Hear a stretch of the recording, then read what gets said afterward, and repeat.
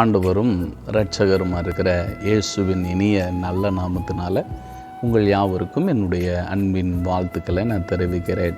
இந்த நாளில் யோவானதன சுவிசேஷ புத்தகம் 14ஆம் அதிகாரம் 14வது வசனத்தில், என் நாமத்தினாலே நீங்கள் எதை கேட்டாலும் நான் அதை செய்வேன் என்று ஆண்டவர் இங்கு சொல்லுகிறார். பரமண்டல ஜெபத்தை அவர் கற்றுக் கொடுத்தார். எப்படி ஜெபிக்க வேண்டும் என்று கற்றுக் கொடுத்தார்.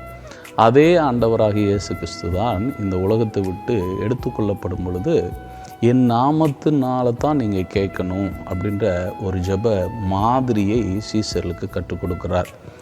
ஏன் இயேசுவின் நாமத்தினால தான் நீங்கள் கேட்கணும் அப்படின்ற அந்த ஒரு காரியத்தை சீசர்களுக்கு மையப்படுத்தி சொல்லுகிறார் என்றால், இந்த உலகத்தில் பாவத்தை எந்த மனிதனும் ஜெயிக்க முடியாது, பாவத்தினுடைய வல்லமைகளை மேற்கொள்ள முடியாது.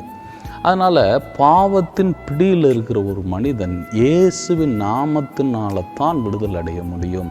அதனால தான் பாருங்கள், இயேசு என்கிற பேருக்கு என்ன அர்த்தம் என்றால், தமது ஜனங்களின் பாவங்களிலிருந்து ரட்சிக்கிறவர் என்று அர்த்தம். அப்போ இயேசுன்ற பேருக்குடைய அர்த்தமே அதுதான். அவர்தான் இரட்சகர், அவரால் மட்டும்தான் ரட்சிக்க முடியும்.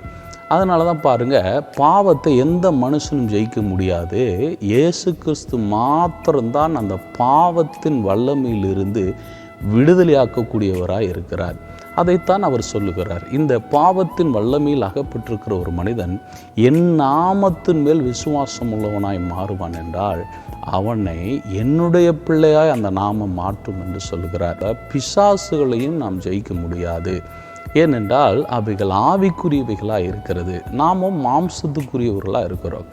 மாம்சத்துக்குரிய ஒரு மனுஷன் ஆவிக்குரிய அந்த பிசாசை எதிர்க்க முடியாததுனால தான் ஆண்டவர் அந்த பிசாசுக்களுக்கெல்லாம் சாத்தானுடைய சகல வல்லமைகளையும் மேற்கொள்ள இந்த நாமத்துக்கு அதிகாரம் இருக்கிறது, வல்லமை இருக்கிறது என்பதை சீசர்களுக்கு சொல்லுகிறார்.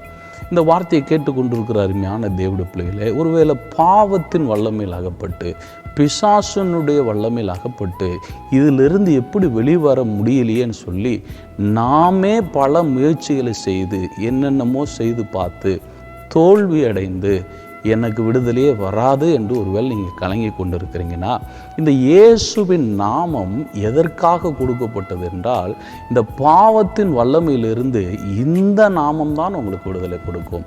பிசாசின் வல்லமையிலிருந்து இந்த நாமம்தான் எனக்கு விடுதலை கொடுக்கும் என்று நீங்கள் விசுவாசிக்கும் பொழுது, இந்த நாமத்துக்கு இருக்கிற அந்த வல்லமை எல்லாவற்றையும், விடுதலையும் வாழ்வையும் சமாதானத்தையும் உங்களுக்கு பெற்றுக் கொடுக்கும்.